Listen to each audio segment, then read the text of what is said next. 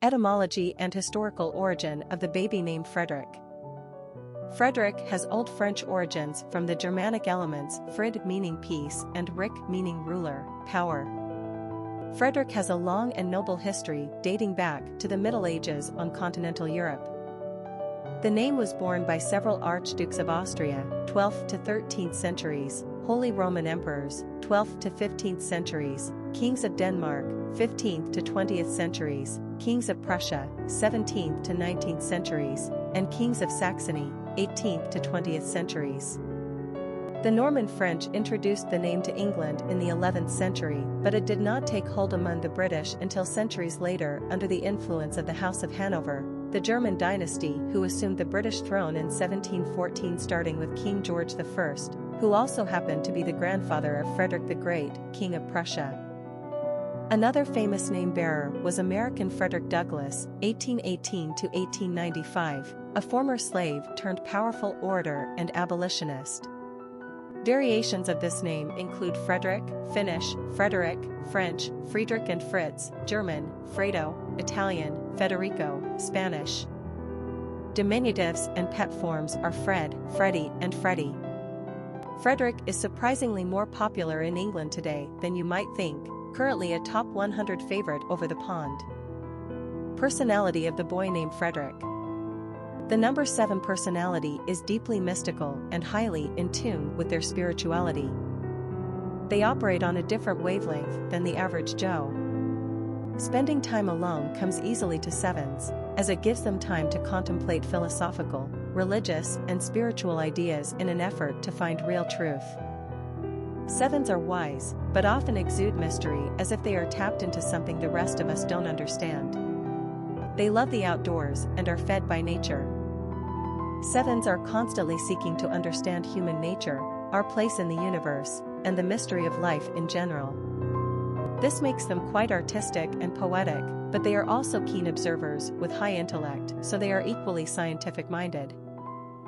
7s are charitable and care deeply about the human condition.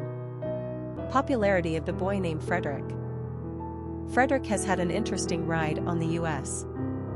popularity charts. As with the British, the name Frederick has been a long-time favorite and time-tested among Americans dating back to the 18th century. By the end of the 19th century, this name was on the top 50 list of most heavily used male names in the United States. Frederick remained on the top 100 most popular names list until falling off in 1958. From that point on, the name showed a very slow and modest decline as the decades advanced toward the 21st century. It wasn't really until the 1990s that Frederick went quickly out of vogue, dropping much more significantly in usage year over year. Like Arthur, Lewis, and Walter, Frederick is considered yesteryear. However, there remains something undeniably handsome and dignified about this name. It is as strong and confident as Captain Frederick Wentworth, Jane Austen's romantic hero from her 1818 novel, Persuasion. Frederick remains classic and timeless, if even a bit too old-fashioned for many parents of today. Fritz and Freddie are cute nicknames, you could even use Derek.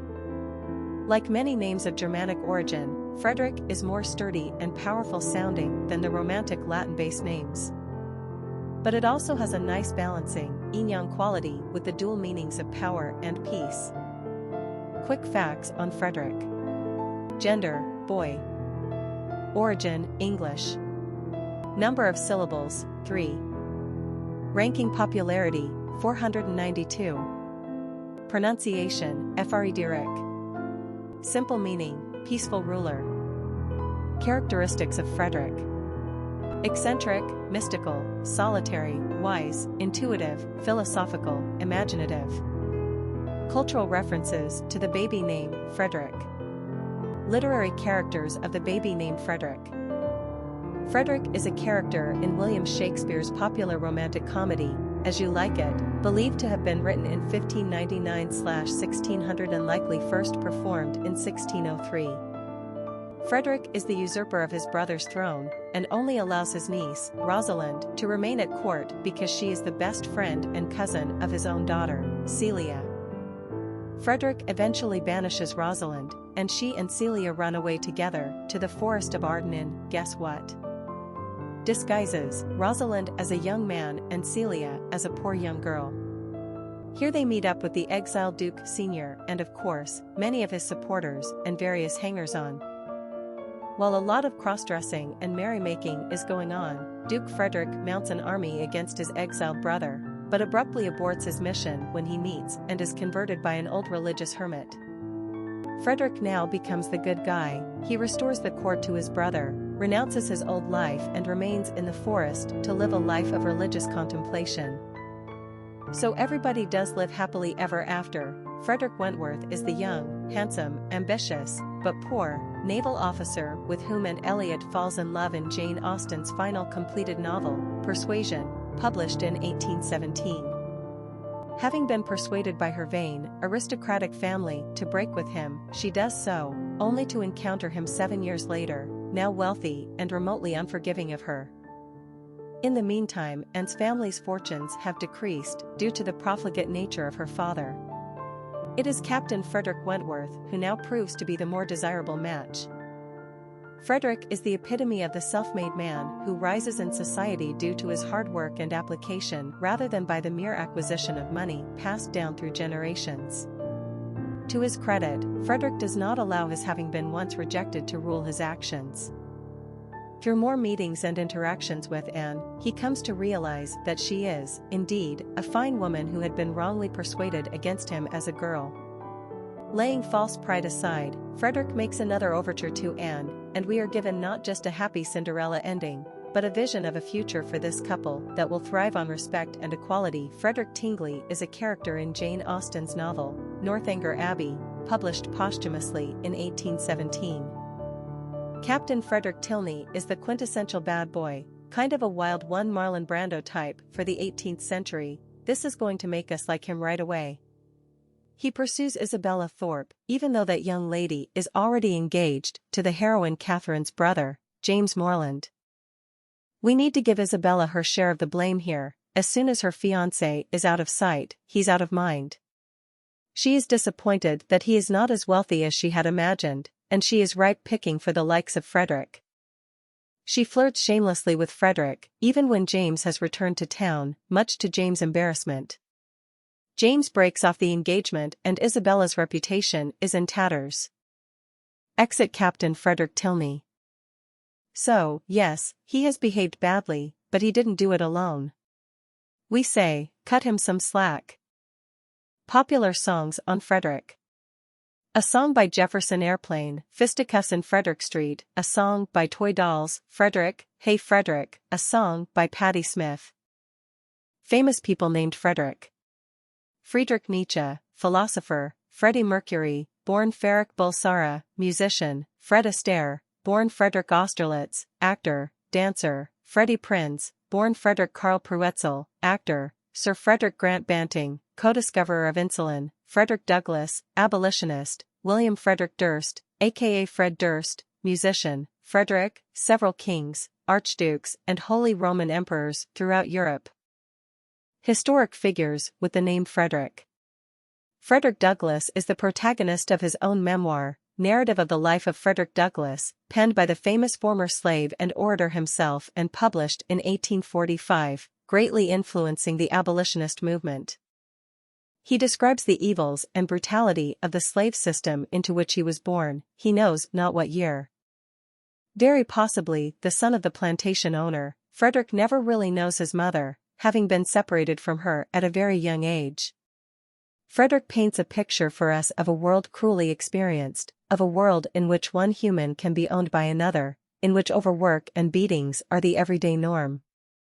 From such oppressive beginnings, the mighty-spirited Frederick rises to undreamt of heights, self-educating and paving the road to personal enlightenment. Never does he stray from his commitment to assisting those whose fate matched his own and to abolishing the demonic system that allowed it to be so. Buffalo Bill Cody was arguably the most popular and colorful American of his times. He was born in the Iowa Territory to parents who were outspoken abolitionists, which often led to the family being ostracized by others. It does not appear to have had any ill effects on young William, who seems to have taken life into an enormous embrace. At various times, he was a soldier, an army scout, a fighter in the Civil War, a rider for the Pony Express, a buffalo hunter, and foremost a showman of the highest caliber. He won the Medal of Honor, and he was a 32nd degree Freemason. It is said that William Cody earned his nickname after single-handedly taking out almost 4,300 head of bison in an 18-month period. We cannot accuse him of wanton slaughter, however, since they were killed for food, and they numbered in the millions at the time, although they are almost extinct now. He seems to have been a respectful emissary to the Indian nations, and he employed many willing Native Americans in his A Wild West shows, which toured all over the United States and Europe to great acclaim, including command performances before crowned heads. All over Europe, as well as in America, people clamored to see this embodiment of a dying era in frontier history. When he died of kidney failure in 1917, he was widely mourned, and since that time his legend has dimmed little with the years. Buffalo Bill Cody was born in Iowa in 1846, the same year Iowa gained statehood into the Union, but moved to Kansas as a young boy. His Canadian-born parents were vehemently against slavery. Before the age of 25, it seems Cody had already ridden the Pony Express, fought in the Civil War, scouted Indians on behalf of the U.S. Army, and worked as a bison killer, a fur trapper and a stagecoach driver. In fact, Bill Cody responded to a Pony Express advertisement at the age of 14. The ad called for skinny, expert riders willing to risk death daily. That must tell you something right there. Obviously, from this vantage point, Cody would have seen a lot of the old rugged West. A man with a colorful personality and a penchant for storytelling, Buffalo Bill Cody brought the Wild West show to eager audiences across the eastern United States and Europe. The rogue cowboy themes of his show delighted audiences everywhere for 4 decades. Wild Bill Hickok, sharpshooter Annie Oakley and Indian chief Sitting Bull performed for him. Buffalo Bill Cody was a real legend. His character, love of excitement, infectious personality, and pioneering spirit has come to represent everything that is the Old West. He lives on in our imagination.